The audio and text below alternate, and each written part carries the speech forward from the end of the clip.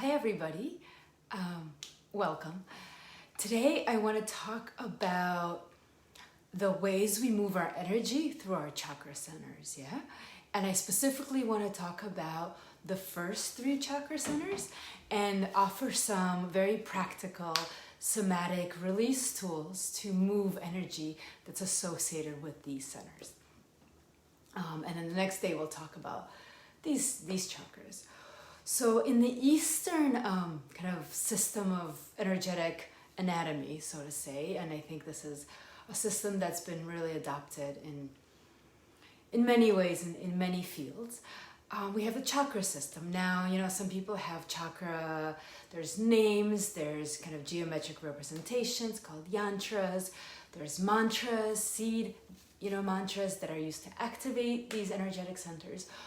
But really what we are working with is like concentrations of energy. So we have energy in our body that is moving from the earth up, so from down up. We have energy that's moving from the sky down. We're kind of like channels of this energy. We're like, I forgot what the word is, but like a channel. And all this energy kind of moves up and down, and circulates through us and grounds and ascends. And we're just these electric forces, electromagnetic forces, walking around, having an experience in some way or shape. So, yeah, lovely to see you too, Joshua. Good to see you. So I want to talk about, and sometimes when we have emotional blocks, especially traumas, things that we don't want to feel, our energy gets blocked, it gets stagnated, and then the energy doesn't move. Now the thing with the energy, with the emotional body, is that we have different emotions. We have anger, sadness, fear, joy, and when we cut off one, we cut off them all. So if we cut off anger and fear, we're also cutting off the flow of joy. Yeah, that is why kind of love and pain, they're two sides of the same coin, and it's all about expansion of consciousness. So many of us, if not all of us, have energetic blocks that are caused, initially, in a lot of times, not always, in early childhood, that are then, but also, traumatic events and events in life in general. But especially like the early childhood stuff, those blocks where we choose to cut off our energy, they get like bigger and bigger, and then the energy kind of moves around, and it stagnates, and it's slow.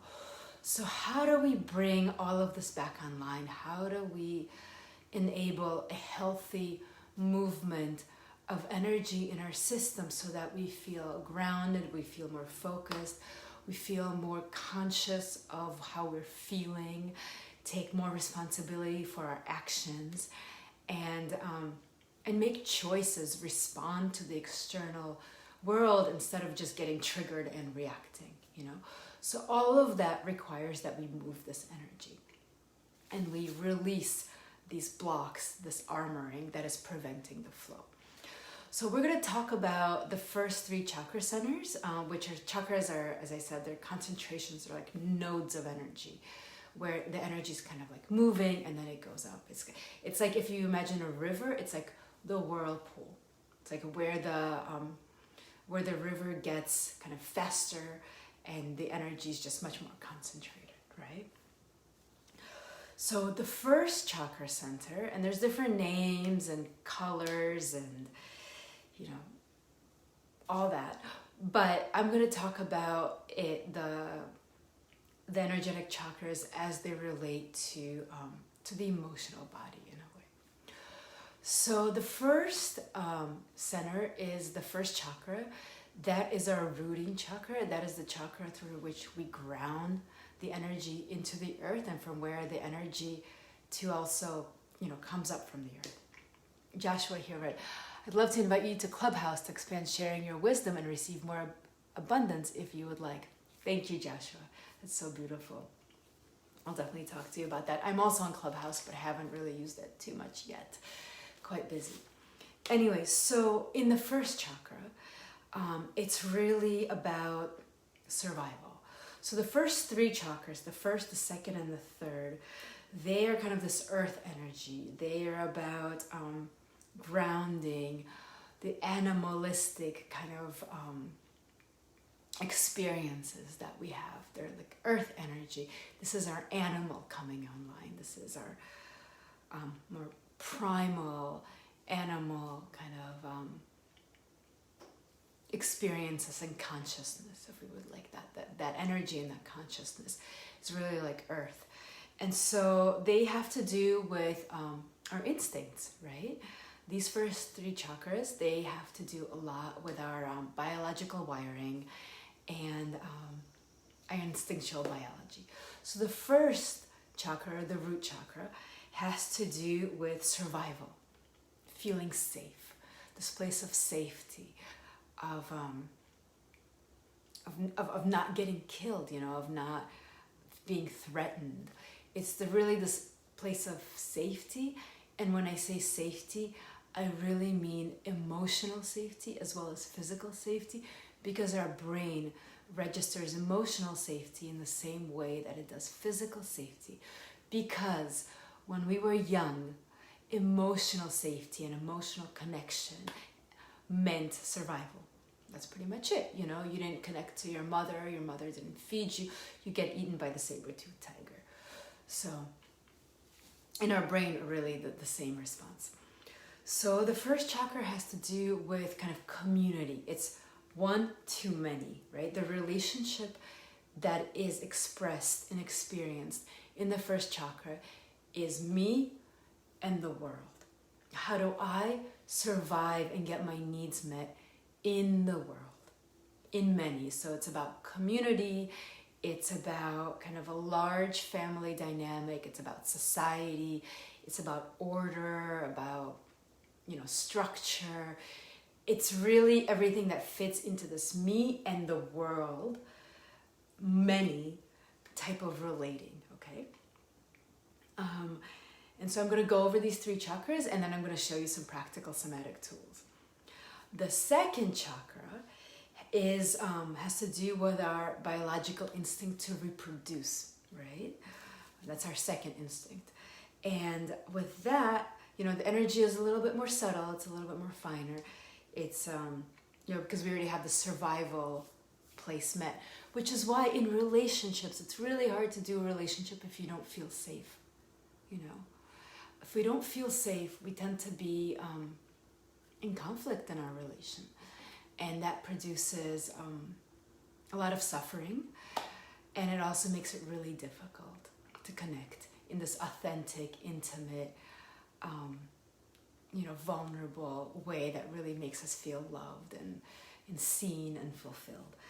So we need to feel safe for that to happen. If we feel safe, we move on to the second chakra, partnership. So this is relationships that are one-to-one, me and another, right? So it's, partnership, but it can also be me and my mother, me and my father, me and my friend. It's how we relate to one another and what comes up when we do this type of relating.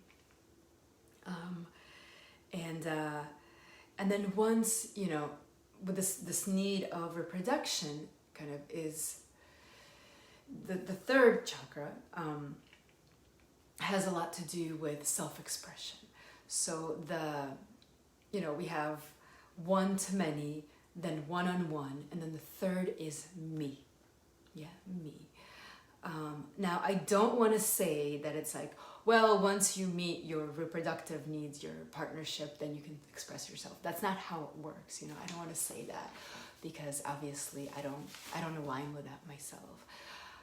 But there is a primal need to express yourself and to step into your full sovereign power. And we can't really ascend into the higher frequencies, the higher vibrational chakras, especially, things that are happening kind of here, the fifth, sixth, and seventh chakra, if we don't have a decent amount of work that has been done, especially on the third chakra, yeah? So this is about self-expression, sovereignty, stepping into your full potential, authenticity, And it's how do you relate to yourself and how you express that, if that makes sense, right? And then in the heart, the fourth chakra, this is where these earth energies merge with the sky energies, and we have a human expression of love. Yeah, love. I tend to experience love. It's not an emotion; it's a frequency. It's a state of being.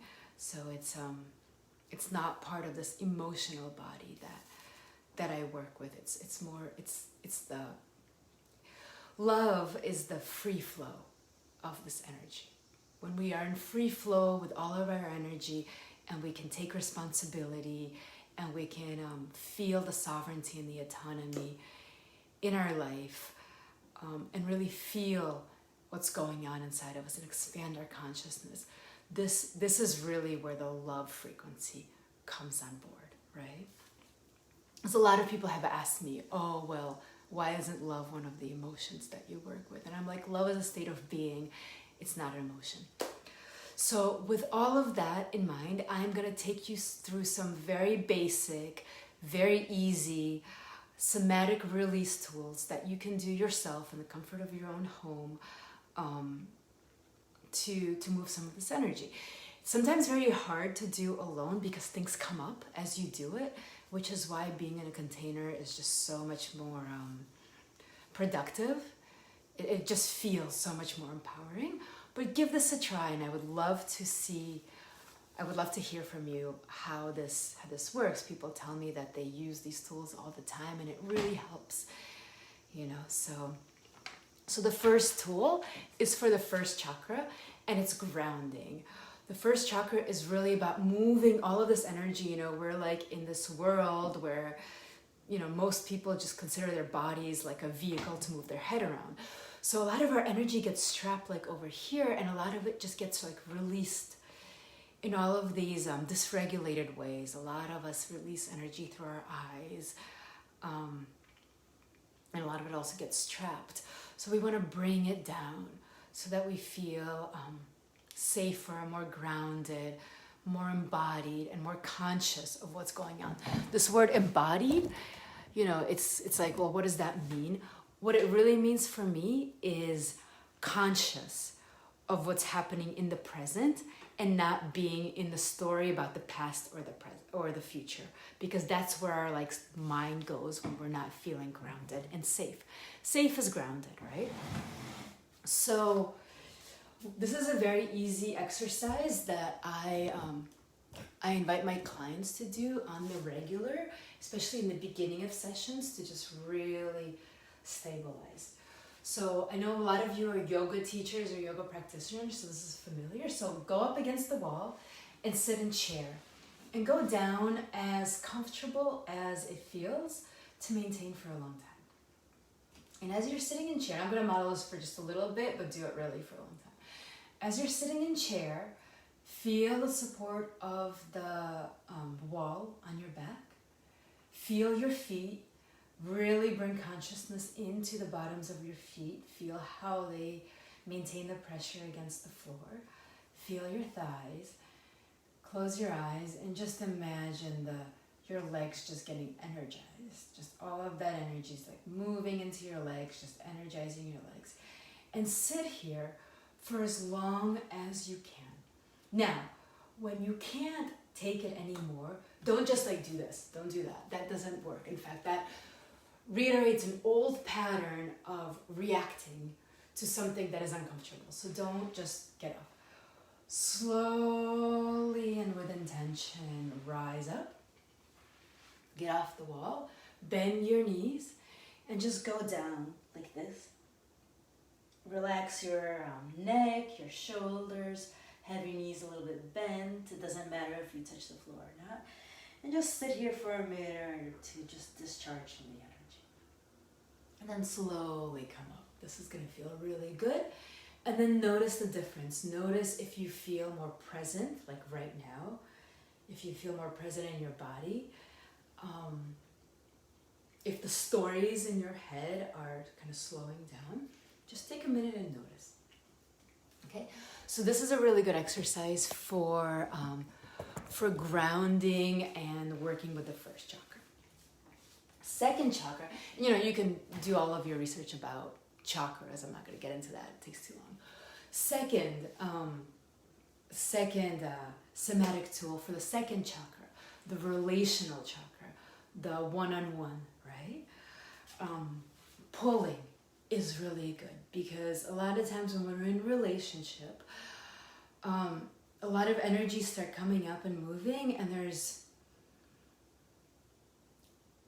when working with a lot of people, there's this place of, am I getting my needs met? And what do I need to do to get my needs met? People, but this place of, am I getting fulfilled in relationship is a big one. So what I would invite you to do is pull. And I'm going to move this a little bit like this. Now, I tied a scarf to the door, which is really healthy. If you're in partnership, have both people pull on the scarf. It's really, really good work. And you can just pull and just say me. So let's go. Me, me, me, me, me, me, me, me. And you can actually imagine that the door is, a partner or potential partner or somebody. But this place of me, me, me, me, me is really good. And it's really good to do after the grounding as well. All right, so just give that a try. And I'm just giving like a quick, but do this for a couple of minutes. Really pull, bring all of your energy into it. Like just try to pull the door out of its socket, if that's, I hope that's not possible, but try for it, right? Okay, the third and last exercise that I'm going to offer to you is for the third chakra. Hi, Parvina, so good to see you. It's for the third chakra, and that's about self-expression. And when working with this energy, we can also bring in the currents of relationships into it very, very much, or the first chakra as well. We're all moving. The energy is moving up and down, up and down. So it's not like this is for this, this is for this, and this is for this. It's the concentrations. So hitting is a really good way to feel yourself against something else and get that energy moving in this kind of solar plexus type of a way. So what I have here is just some pillows on a chair. A bed is a really good place to hit because it's just so soft and big. But what I'm going to do here is just, so you're going to have your hands like this and you're just going to go, Now you can use some words. You can imagine something, but you can also use some words. A really good word to start out with is no. Yeah? So you can go, no, no, no, no, like that, and really, really get it. I really invite you to go at it, to like beat it, like no, no, no, no, no.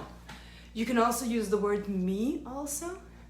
You can, the energy started moving. You can use the words like get away. You can even go like really strongly, like fuck you, fuck you, fuck you. You can say yes. That might really energize you. You say yes, yes, yes, yes, like that. Try to, whatever words you use, try to keep it to like 1 or 2 words. Don't get into sentences because it'll bring you back up into the head. So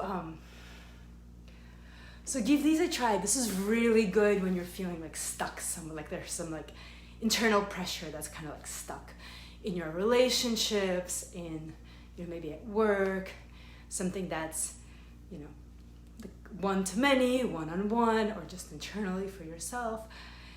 Give it a try and let me know how it works. These are beautiful, beautiful tools. It's really hard to do alone sometimes because there's so much inertia to not do it because of all of our, this energy. We've been spending decades repressing it, suppressing it, not feeling it. And now these tools allow you to move it and to like feel it and be conscious of it. So it's super scary, you know, and your mind is like, no, don't feel that, don't go there. It's really hard, which is why being in a somatic coaching container is so useful, because it's like breakthrough, because using these tools in a way that is integrated, that is processed in the mind as well, and that feels like a safe place to go into these really deep, vulnerable places to kind of clean out house, and to break through them. That's really where the work happens, because it's a lot of stuff comes up if you do this stuff right, you know. So if you really want to understand how to use these tools effectively, how to use them in a transformative way, in a way that gives really long-lasting results, not only in breaking through old patterns, but seeing the patterns as they come up and responding to them instead of reacting to them in the same old way, and doing things differently with regards to relationships in life, because we can feel this energy that has been stuck and stagnant, that we never wanted to feel and just kept on the cycle of not feeling it. Please give me a call, or please, you know, get in touch, book a free clarity call. I'd love to, you know, spend 30 minutes with you identifying where are the blocks in you, like what are the blocks in your story, you know, that are perpetuating your story in relationships, and identify some tangible tools to break through them. All right, all my love.